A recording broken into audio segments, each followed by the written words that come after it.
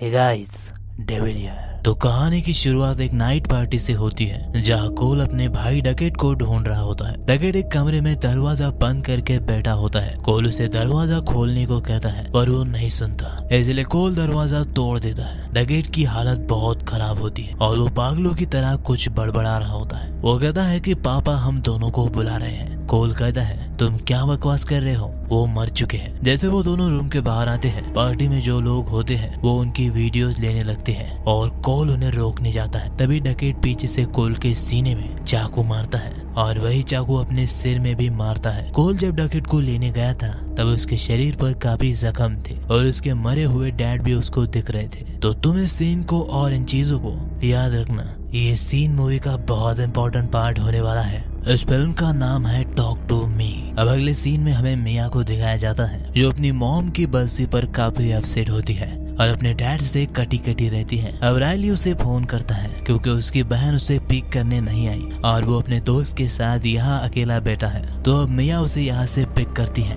और घर जाते वक्त रास्ते में उन्हें एक घायल कंगारू पड़ा हुआ मिलता है। वो बहुत दर्द में होता है, इसलिए वो दोनों उसे दर्द से मुक्त करने का ट्राई करते हैं पर मिया उस तक गाड़ी ले जाकर रोक देती है। वो उसे मार नहीं पाती है। रायले के घर आकर मिया और रायले दोनों उसकी बहन जेड को डांटते हैं क्योंकि वो उसे पिक करने के बजाय अपने बॉयफ्रेंड डैनियल के साथ चैटिंग में बिजी थी। अब मिया जेड को एक वीडियो दिखाती है और कहती है वो आज रात फिर से ये सब करने वाले हैं। दरअसल हाइले और जॉस दोनों उनके घर पर घोस्ट का प्रोग्राम करते हैं और उसके वीडियोस व्हाट्सएप ग्रुप पर डालते हैं। आज मिया को भी वहां जाना है क्योंकि आज ही के दिन उसकी माँ मरी थी, तो वो इस दिन को भूलना चाहती है। तो अब जेड अपनी माँ से पूछकर निकल पड़ती है। इन दोनों को रायली और जेड का बॉयफ्रेंड डैनियल जो 3 साल पहले मिया का बॉयफ्रेंड था, ये दोनों भी ज्वाइन करते हैं। अब वो चारों जॉस के घर पहुंचते हैं जहाँ हेली जेड को मिया के खिलाफ भड़काती है कि उसे अपने बॉयफ्रेंड से दूर रखा करो, पर जेड कहती है वो दोनों अब बस दोस्त हैं। और फाइनली वो शो स्टार्ट करती है जिसका नाम है टॉक टू मी। इसमें एक इंसान को कुर्सी से टाइट बांध के उसके सामने एक हाथ रखा जाता है। यह हाथ बहुत ही अजीब दिखता है और इस पर बहुत से जादुई मंत्र लिखे होते हैं। इस हाथ से हाथ मिलाने के बाद टॉक टू मी कहना होता है और फिर एक घोस्ट आता है जो सिर्फ उस हाथ से हाथ मिलाने वाले इंसान को ही दिखाई देता है और बाद में मुझ में समा जाओ कहते ही वो उस इंसान की बॉडी में एंटर करता है। अब उसे बाहर निकालने के कुछ रूल है। अंदर जाने के 90 सेकेंड बाद कैंडल को बुझा के हाथ को उस इंसान के हाथ से अलग करना पड़ता है और अगर ऐसा नहीं किया तो वो घोस्ट वापस नहीं जाना चाहेंगे और उस आदमी को अपने साथ लेकर ही जाएंगे। अब ये सब करने के लिए मिया पहले जाती है, उसे कुर्सी से बांधा जाता है और कैंडल जला के टाइमर ऑन किया जाता है। जैसे ही मिया हाथ मिलाकर टॉक टू मी कहती है, उसे एक भूत दिखता है जिसे देखकर वो घबरा कर हाथ पीछे कर लेती है, लेकिन जेड को अभी भी यकीन नहीं होता। तो प्रूव करने के लिए फिर से हाथ मिलाती है। इस बार एक औरत का भूत आता है और मुझ में समा जाओ कहते हैं उसके अंदर चला जाता है। पहले कुछ सेकंड वो बहुत शांत होती है, लेकिन अचानक उसका अग्रेशन बढ़ जाता है क्योंकि उसमें कोई और भूत आ जाता है जो काफी अग्रेसिव होता है। वो रायली की तरफ देखकर कहती है वो तुम्हें पसंद करते हैं, वो तुम्हें काट डालेंगे। रायली जॉस से कहती है 90 सेकंड हो गए, हाथ निकालो, पर वो भूत जॉश को हाथ निकालने नहीं देता और बड़ी मेहनत के बाद 93 सेकेंड के बाद जॉश हाथ निकाल पाता है। मिया को ये सब काफी कमाल लगा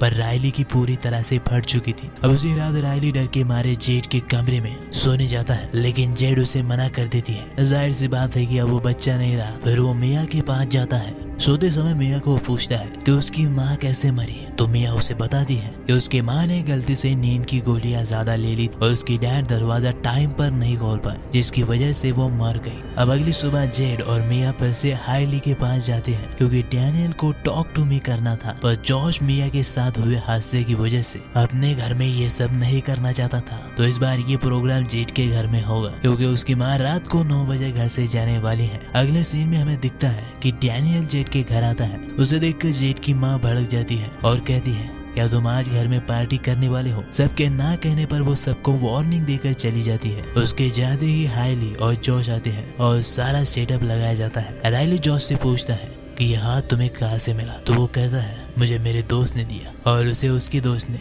ये हाथ एक तांत्रिक का है जो भूत से बात कर पाता था और इसीलिए लोगों ने उसका हाथ काट कर उसे प्लास्टर कर दिया। जोश एक्चुअली में मजाक कर रहा होता है, लेकिन इससे एक बात तो पता चल जाती है कि ये कोई नहीं जानता कि ये हाथ किसका है, क्या है और कहाँ से आया है। खैर तो अब डैनियल को कुर्सी पर बैठाया जाता है और उसके अंदर एक ठरकी भूत आता है जो साला जेड के कुत्ते से किस करता है। ये सब हाइली और जॉर्ज रिकॉर्ड कर लेते हैं और वीडियो डिलीट ना करने पर डैनियल गुस्से से उस कमरे से चला जाता है। अब उसके बाद बहुत देर तक वो सभी बारी बारी से आजमाते हैं और डैनियल भी वापस आ जाता है। लेकिन कुछ देर बाद रायली और उसका दोस्त ये सब करने की जिद करते हैं। रायली की बहन जेड उसे मना करती है और उन दोनों में बहस के कारण जेड कमरे से बाहर गुस्से से चली जाती है। डैनियल उसके पीछे जाता है पर रायली सिर्फ 50 सेकंड के लिए टॉक टू में करने के लिए मिया को मना लेता है। लेकिन गोश्त को देखने के बाद रायली डरने की बजाय हैरान हो जाता है। जैसे ही वो मुझ में समा जाओ कहता है, रायली के अंदर मिया के माँ का भूत आता है। 50 सेकंड खत्म होने के बाद भी मिया किसी को हाथ खींचने नहीं देती क्योंकि उसे बहुत दिनों के बाद अपनी माँ से बात करने का मौका मिला था। वो अपने माँ के साथ बात कर ही रही होती है कि तभी रायली में कोई और आ जाता है और वो जोरों से अपना मुंह टेबल पर मारने लगता है जिससे उसका सारा चेहरा फट जाता है और वो अपने हाथों से अपनी आँख निकालने लगता है। तभी मिया उसे रोकने लगती है पर वो उसे धक्का देकर खिड़की से अपने सर को टकराता है और फिर से सर को टेबल पर मारने लगता है। तभी वहाँ जेड आकर उसे रोकती है और सभी लोग मिलकर उस हाथ को रायली से अलग करते हैं। ये सब देखकर मिया बहुत ज्यादा शॉक हो जाती है और दूसरे कमरे में चली जाती है जहाँ दरवाजे के पीछे उसे कोई दिखता है। अब अगले सीन में हमें दिखाया जाता है कि मिया उस हाथ को अपने घर ले आई है और उधर हॉस्पिटल में जेड की माँ मिया को रायली से मिलने नहीं देती। वो समझती है कि मिया ने ही रायली को कुछ ऐसा दिया है जिसकी वजह से ये सब हुआ और जेड भी उससे नाराज होती है। तभी उसे अपनी मरी हुई माँ दिखाई देती है। जब वो वॉशरूम में उसका पीछा करते हुए जाती है तो वहाँ कुछ नहीं होता। बाहर आकर उसे डैनियल मिलता है। डैनियल अपने घर इतनी रात को नहीं जा सकता क्योंकि उसके पिता को पता चल जाएगा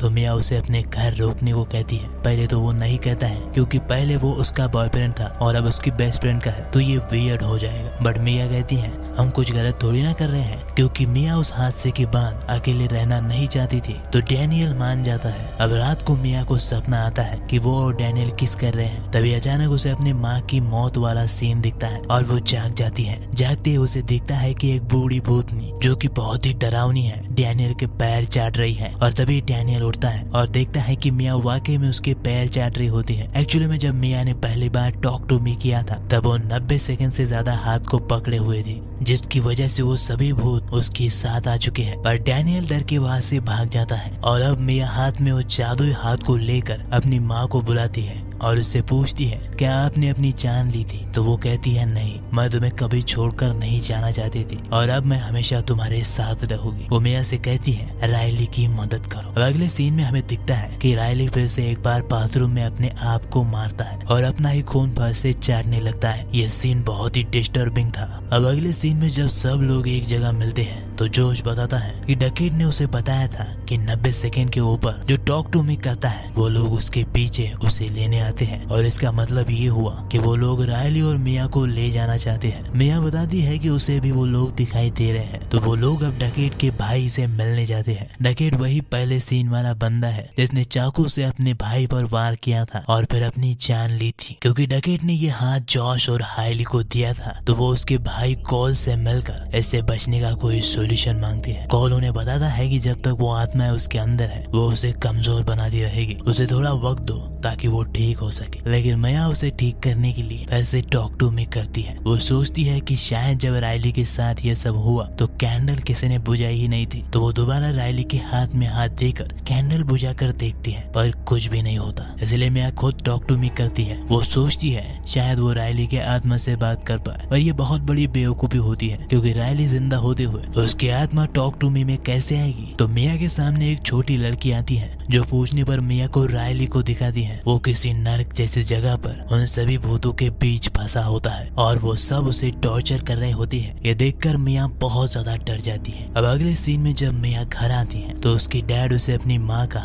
सुसाइड नोट दिखाते हैं जो अब तक उन्होंने मिया से छुपा कर रखा था। पर उसकी माँ का भूत उसे बताता है कि उसका बाप झूठ बोल रहा है, वो उसके बाप के रूप में कोई और है। तभी उसके डैड दरवाजा खटखटाते हैं। उसकी माँ कहती है तुम्हें रायली को मारना होगा ताकि उसे मुक्ति मिल सके। तभी अचानक दरवाजा तोड़ के उसके बाप का बहरूपिया अंदर आता है और मिया का गला दबाने लगता है। लेकिन जब मिया का असली बाप आकर देखता है तो उसे मिया फर्श पर अकेली पड़ी दिखती है। जाहिर तौर पर यह सब मिया के दिमाग में चल रहा होता है। अब जैसे उसका बाप उसे क्या हुआ देखने जाता है, मिया नीचे की कैंची उठाकर अपने बाप के गर्दन में मार देती है। यानी नकली बाप के चक्कर में उसने असली बाप को मार दिया। अब अगले सीन में मिया जेड को फोन करके अपने घर बुलाती है और खुद रायली के पास हॉस्पिटल जाती है, जबकि जेड उसे बता चुकी होती है कि रायली अब नॉर्मल हो चुका है। लेकिन फिर भी मिया उसे मारने के लिए हॉस्पिटल जाती है, पर उसके कुछ करने से पहले ही रायली की माँ वहाँ आकर अपने बर्ताव के लिए उससे माफी मांगती है और मिया उससे कहती है उसे रायली से अकेले में बात करनी है। जैसे ही रायली की माँ बाहर जाती है, मिया को रायली में भी वो भूत दिखाई देता है जो उससे कहता है कि तुम उसे नहीं बचा पाओ। तभी बाहर खड़ी रायली की माँ को जेड का फोन आता है। वो बताती है कि मैक्स यानी मिया के पिता को एम्बुलेंस की जरूरत है और मिया खतरनाक है। जब जेड की माँ वापस आती है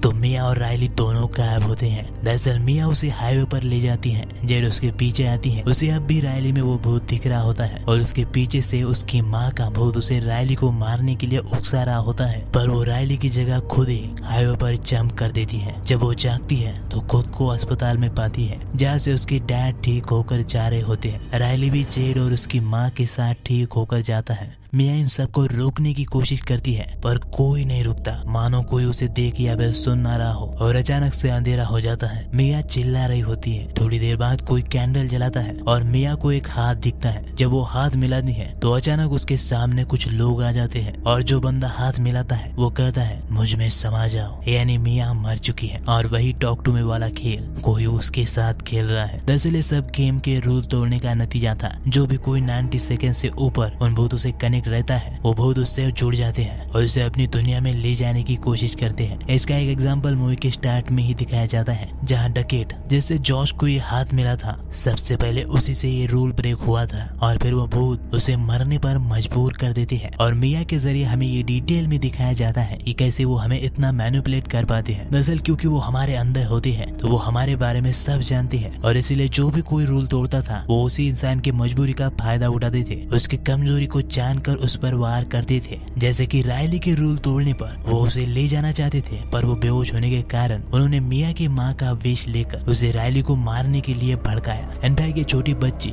जो कुछ भी मिया को दिखाती है वो सब भी झूठ होता है। वो भूत बस मिया को ये एहसास कराना चाहते थे कि रायली तकलीफ में है और मिया को उसे मार देना चाहिए। लेकिन मिया रायली को नहीं मारेगी, ये मूवी ने पहले ही बता दिया था। मिया जब तड़पते हुए कंगारू को नहीं मार पाती तो मूवी हमें ये रायली का ही रेफरेंस दे रही थी। बाकी इस हाथ को लेकर मूवी हमें कोई एक्सप्लेनेशन नहीं देती। शायद पार्ट 2 में हमें इस हाथ के बारे में और जानने को मिलेगा।